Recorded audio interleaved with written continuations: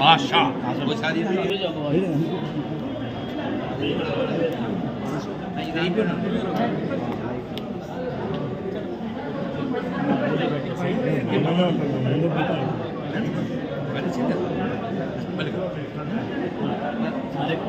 నీళ్ళు ఇస్తే సేమ్ ఒకటే దాన్ని వర్క్ చేస్తున్నాను. సో జాతీయవాద జర్నలిజం గురించి ఇలాంటి ఛానల్స్ ఎక్కువ రావాలని నేను పోరాటం హైదరాబాద్ పైన ఏవైతే ఇలాంటి దుర్మార్గాలు చేస్తారో సో అవన్నీ సినిమా ద్వారా చూపెట్టాలనుకుంటున్నారు. అండ్ ఇలాంటి సినిమాల్ని అడ్డుకోవాలనేసి చాలామంది బయట అనుకుంటున్నారు. వేరే పార్టీ కార్యకర్తలు అనుకోవచ్చు, లేకపోతే పొలిటికల్ లీడర్స్ అనుకోవచ్చు, వాళ్ళందరూ ఈ సినిమాని ఆపాలనేసి మాత్రం ప్రయత్నం చేస్తున్నారు. మీరేమంటారు? ఫస్ట్ ఆఫ్ ఆల్ ట్రైలర్ ఎలా ఉంది? ట్రైలర్ అయితే అది ఆ నిజాం రాజు పంపించిన గుర్రాల డెక్కల చప్పుడే మన గుండె చప్పుడే.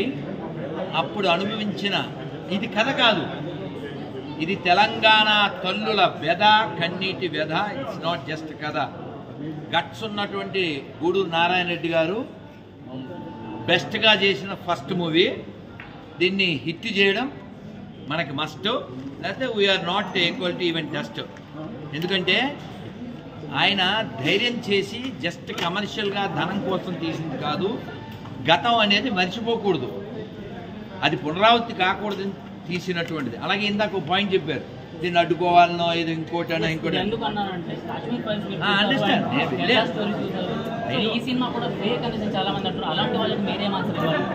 మరి బాగుండదు చెప్పేనా?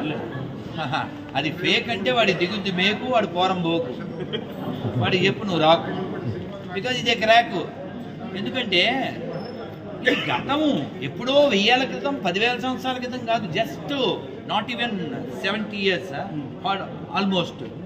కొన్ని లక్షల మంది, ఇందాక అన్ని చెప్పలేకపోయాం, కొన్ని లక్షల మందిని హింసించి కొన్ని వేల మందిని బాధ పెట్టి మానభంగం చేసి రాజన్న చూడలే.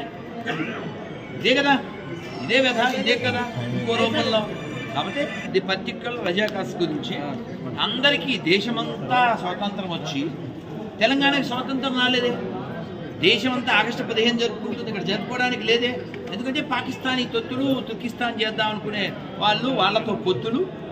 సో ఇలాంటి వాళ్ళని సపోర్ట్ చేస్తే వాడు కూడా రజాకార్ భావజాలం కలిగినోడే.